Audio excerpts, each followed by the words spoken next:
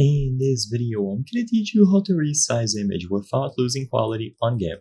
It's a very easy process, so make sure to follow along. GIMP has a scale feature natively built into it, so you can use the scale feature to change or resize any image that you have loaded.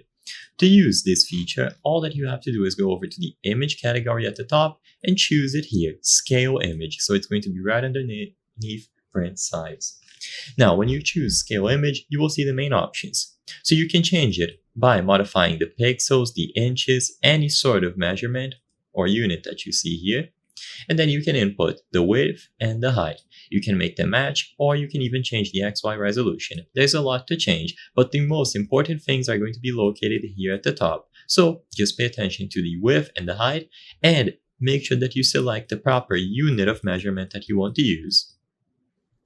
You can also change the pixels per inch if you want to do this very specifically. And another thing to note is the quality option.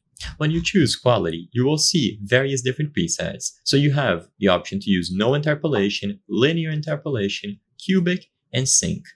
Sadly, I cannot give you too much detail about all of these. There are going to be different methods and technologies used to retain the image quality. What I recommend is that you try each of these and you see which one yields better results. It's all going to depend on the size of the image, on how many pixels it has, on how much quality you want to preserve.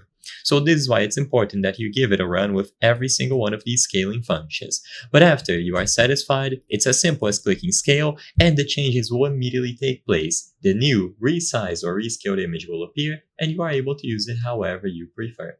I hope I was able to help you on how to resize image without losing quality on GIMP. If this video helped you, please be sure to leave a like and subscribe for more very easy tips. Thank you for watching.